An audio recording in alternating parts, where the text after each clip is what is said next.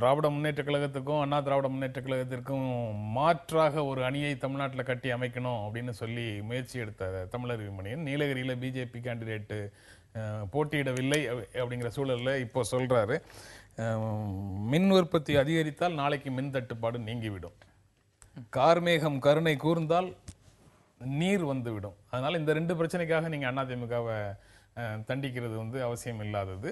ஆனா ஊழல் ராஜாக்கள் வெற்றி பெற்றால் எதுவுமே செய்ய முடியாது. பொது வாழ்வின் பண்பு நலன்கள் அனைத்தும் முழுவதுமாய் பாழ்பட்டு போகும் அப்படிங்கிறத நீலகிரி வாக்காளர்கள் உணர வேண்டும் அப்படின்னு சொல்றார்.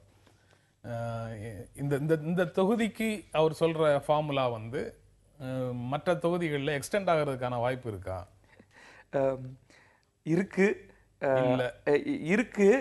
அது யார்? இப்போ உதாரணத்துக்கு நீங்கள் இதுக்கு முன்னாடி சோவுடைய பதிலை பற்றி சொன்னீங்க. அதாவது பாரதிய ஜனதாவை ஆதரிக்கக்கூடிய வெளியில் இருக்கக்கூடிய பலருக்கான கருத்து ரொம்ப தெளிவாக, பாரதிய ஜனதா நிற்கும் இடங்களெல்லாம் பாரதிய ஜனதாவுக்கு வாக்களியுங்கள், பாரதிய ஜனதா நிற்கவில்லை என்றால் அது பாரதிய ஜனதாவின் கூட்டணி கட்சி இருந்தாலும் அதிமுகவுக்கு வாக்களியுங்கள் அப்படிங்கிறது. இது சோ சொல்லிட்டு போயிடலாம். ஏன்னா அவர் இந்த கூட்டணி உருவாகிறதுக்கெல்லாம் நான் எதுவும் பண்ணலை அப்படின்னு அவர் வெளியில இருந்து. தமிழறிவு மணியன் இந்த கூட்டணியை உருவாக்குவதற்கு முக்கியமாக மதிமுகவை கொண்டு வர்றதுக்கு தேமுதிகவுக்கெல்லாம் நிறைய வேலை செய்திருக்காரு. அவர் சொல்லும் இந்த விஷயம் இது மாதிரி எக்ஸ்டெண்ட் ஆச்சுன்னா நிச்சயமாக அது தேமுதிக, பாமக, மதிமுகவுக்கு ஒரு சின்ன ஒரு உரசலை தெரியும். அதுவும் பப்ளிக்காக சொல்கிறதுக்கு. இப்போ தேர்தல் நேரத்தில் உள்ளாக இப்படி செய்து விடுங்கள் அப்படின்னு தன்னுடைய ஆதரவாளர்களுக்கு குவைட்டா சொல்கிறது வேற, வெளிப்படையாகவே சொல்கிறது வேற. வெளிப்படையாக சொல்கிறது தான் மற்ற இடங்களுக்கும் பொருந்தும் அப்படிங்கிற மாதிரி எடுத்துக்க வேண்டிய ஒரு நிலை வரும். அதுதான் அதிமுகவுக்கும் பாரதிய ஜனதாவுக்கும் ஏதோ திரைமறைவில் ஏதோ ஒரு ரகசிய ஒப்பந்தம் இருக்கிறதோ அப்படிங்கிற பயத்தை பலருக்கும், முக்கியமாக முஸ்லிம் கட்சிகளுக்கும் இடதுசாரிகளுக்கும் ஏற்படுத்தும். அது இங்க வெளிப்படையாக வருது அப்படிங்கறத இங்க நம்ம கவனிக்கணும்.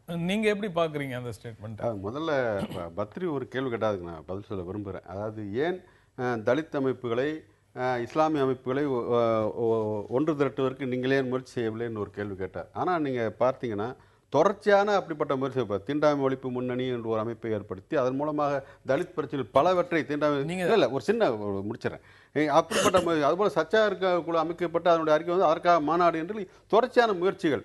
ஆனால் அது ஏன் அரசியலாக வலுப்பெறவில்லை என்பதுதான் அவருடைய கேள்வி. அது எங்களுடைய குற்றம் அல்ல என்பதோடு அது சம்பந்தப்பட்டவர்கள் நீங்கள் அதுக்கு பதில் சொல்றீங்கல்ல.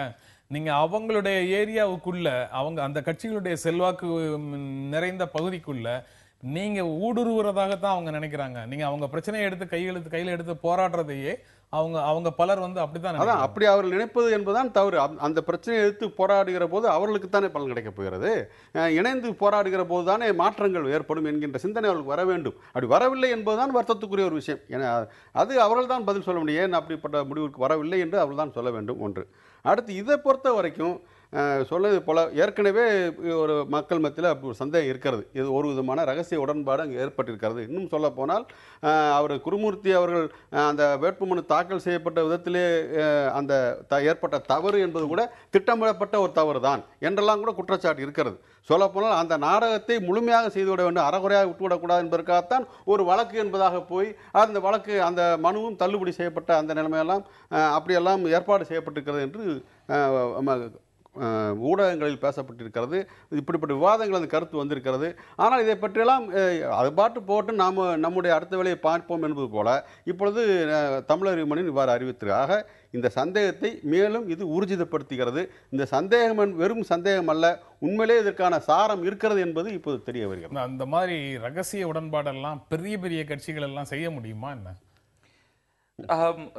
இது ஒரு தொகுதி அளவில் தனிப்பட்ட நபர்களுக்கு இடையாக பல்வேறு ஒப்பந்தங்கள் இருக்கலாம்.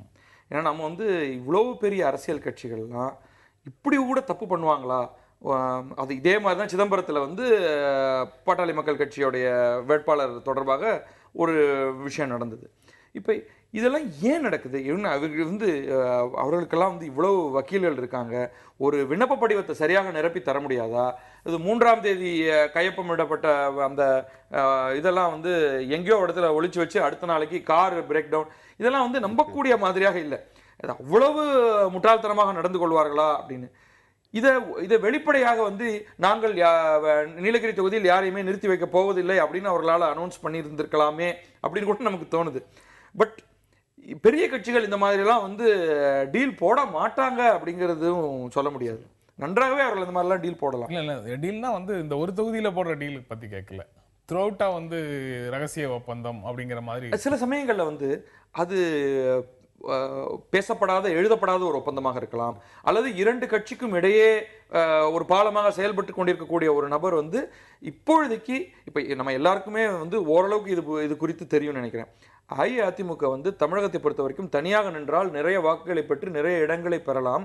பாரதிய ஜனதாவோட கூட்டணி இருக்கும் பொழுதுதான் ஒரு பெரிய போலரைசேஷன் நடக்கும், வெளிப்படையான கூட்டணி இருக்கும் பொழுது என்று ஒரு பெரிய பேச்சு இருந்தது.